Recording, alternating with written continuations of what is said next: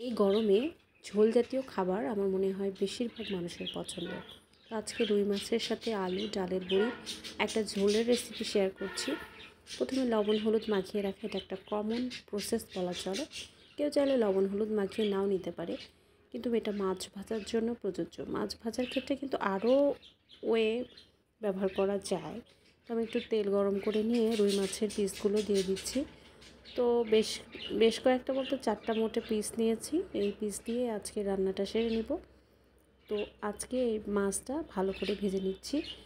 এই রুই মাছের গন্ধটা আমার মনে হয় সবার সহ্য ক্ষমতার মধ্যেই আছে। অনেকে হয়তো বিভিন্ন মাছের গন্ধ নিতে পারে না। তো আমি 2 পিঠই খুব ভালো মতো করে ভেজে নিলাম। মাছ ভাজা হয়ে গেলে মাছগুলোকে আমি এখন উঠিয়ে নিচ্ছি। মনে রাখতে হবে মাছগুলো যাতে লাল হয়ে ভাজা হয়, কিন্তু পুড়ে না যায়। ভিতরটা একটু নরম থাকবে, ওপরটা হালকা টাইপের শক্ত থাকবে। তারপর আমি দিয়ে দিচ্ছি ডালের বড়ি। এই ডালের বড়ি কিন্তু শীতকালে বেশি মজা লাগে, কিন্তু যেহেতু গরম পড়েছে, গরমেও কিন্তু খুব বেশি খারাপ লাগে না খেতে।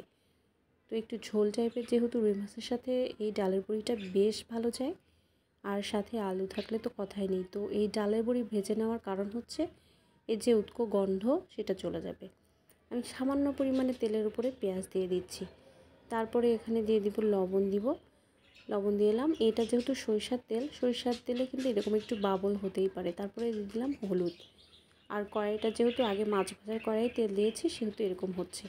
পেঁয়াজ বাটা দিলাম, রসুন বাটা, হালকা পরিমাণে আদা বাটা দিলাম, আর জিরা বাটা। ব্যাস, আর তো সহজে আর কোনো মশলা দিব না। বাকি থাকলো মরিচ। তো এটা যেই তেল উঠে যাবে তখন আমি 1 টেবিল চামচ লাল মরিচের গুঁড়া দিয়ে দিচ্ছি।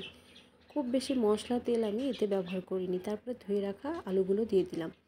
এই আলুটা আমি খুব ভালো করে কষিয়ে একটু হালকা টাইপের পানি দিয়ে সিদ্ধ মতো করে নিব, যাতে মাছ এবং বড়ি খুব সহজেই রান্না হয়ে যায়।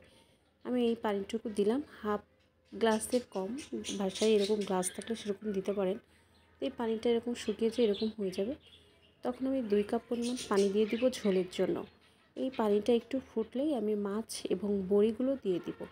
তো এই মাছ এবং বড়ি রান্না করা কিন্তু খুব সহজ, আর খেতেও কিন্তু দারুণ লাগে। গরম ভাতের সাথে এই দুপুরের গরমে, ভ্যাপসা গরমে কিন্তু এরকম একটু ঝোল টাইপের তরকারি থাকলে কিন্তু আর কিছু লাগে না।